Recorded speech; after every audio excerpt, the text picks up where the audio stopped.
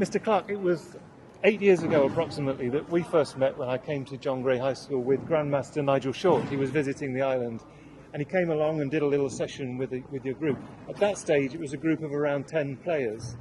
Times have changed, haven't they? Yes. Tell us how chess has grown in the school in that time. Chess is a phenomenal sport in the school now, thanks to the Cayman Islands Chess Federation. Coach Blackwood's been absolutely inspirational in school, and we've had fantastic parents supporting and leading our program, and some teachers that have always been strong advocates for chess. If I think about that session back then, we were based in a very, very small library space, barely one classroom wide, and we were trying to really cram in there and get that inspirational kind of lesson from a grandmaster. And now we're in the gymnasium with, I don't know exactly how many players were, but the site was just fantastic. It's a real honour for John Gray to host that here today. Absolutely. Well, thank you. We had 144 players over 36 teams, so it's a testament to the growth of junior chess in the island. And Miss Sophia, so tell us your experience. Your son has been in chess, for 2 years now, and things have grown from that. So my son transferred from a private school, and when he transferred, his narrative was, Mom, I need a chess club. I need to build it out. So I'm like, okay. It was like, we build it, they will come. So we just went in and enhanced the product that was there. We showed consistency. We showed visibility. We were there every Friday. The infrastructure of the school made it totally transparent so they could see us playing chess through the windows. We would grab random kids, you're looking in, come inside and play. So right now we're training circa 30 to 40 kids per week coming in and out to playing chess. And then, we have more of a John Gray presence as well during the tournaments too. And the school team has even travelled to New Jersey to compete. In February, our first international schools tournament that, when that came about, with the partnership with the parents, because every child had a parent that travelled on that trip. So, as a chess parent, I'm not a soccer mom, I'm not a swim mom, I'm a chess mom. Right. And you volunteer your time for the community and in the federation. Yes, because chess is a thing and it's wonderful. Miss Fairclough, your son also a promising junior player. He's been playing, just over a year now? Year and a half? Yes, he has been playing over a year, and it's amazing to see how quickly he has evolved. You can see the passion, and it's so amazing to see the team itself, how they have come together. It's like they're like brothers and sisters, but I must say it has impacted him greatly, not only in the chess world but academically. Can you give us an example academically? So his first was it the classical that he played last year, when he got first and second, I think overall.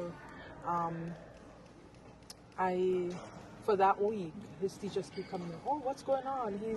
Because I watched him on the stage and he just has his chest up and everything. Shoulders are high now. Sense of pride. Yes, and he did well throughout that entire week and going forward, So I must say this has been something that is, driven for him, and he has a passion for it, and I can see him going further. Actually, he told me today that he's working hard to be at 2200, and I'm like, okay, go for it. Well, it's good to have that ambition and then work towards it. Yeah. So, Mr. Clark, taking off your principal's hat for a moment and putting on the parental hat, your son Artie's been playing for a year and a half? Just over a year, yes. Just over a year. So he's gone from complete beginner to being the national junior champion of the Cayman Islands.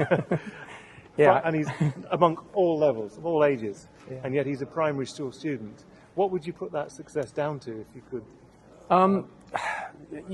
Thank you. He's doing incredibly well. It did surprise me. He has an unbelievable work ethic.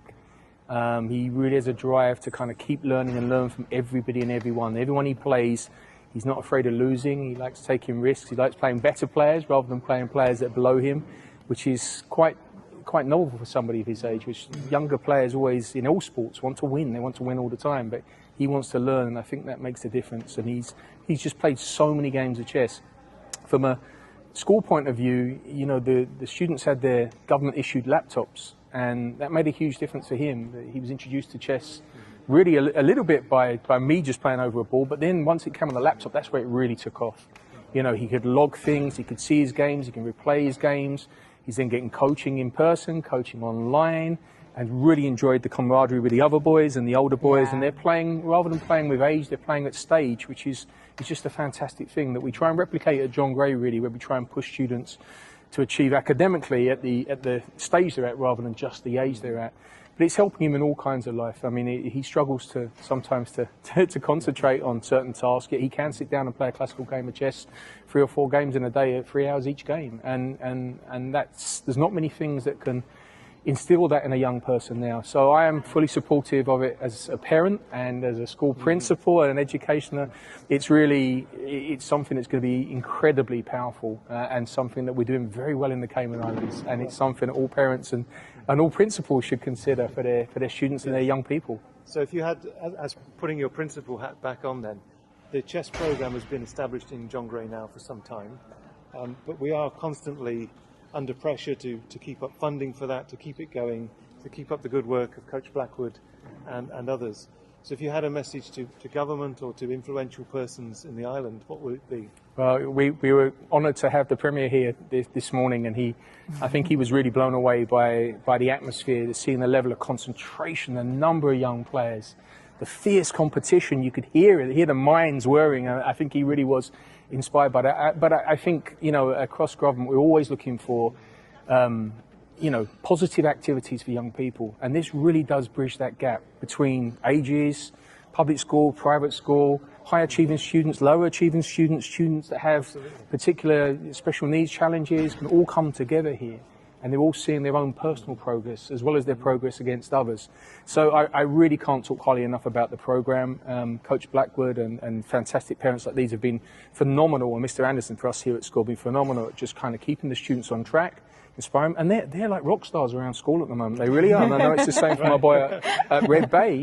Chess is cool. Yeah, chess is cool in the school play. It's not just about track and field and swimming and soccer. It really is. Chess is there, and we've seen some phenomenal work even with some of our students with real special educational needs in our nurture group and learning support class, which not many people put the connections to, but Coach Blackwood saw it, and we're seeing students' literacy levels improve, we're seeing students' concentration improve, and we just need to build more and more data and evidence over that. But this very gym sits our CSEC and our kind of GCSE qualifications, and we sometimes have 300 students sitting in this gym for over 2 hours, 40 minutes, and to practice that, there's not many. I know our students we find when they come to exams, if they're chess players, they can think critically, they can concentrate over time, they can be disciplined for that, that exam period, and they can prepare and they use their time wisely. So, I really can't talk highly enough of the program, and I love personally that balance between in-person connections, which is really important these days, being present and completely present in that game, and then being online doing something purposeful. Wonderful, wonderful.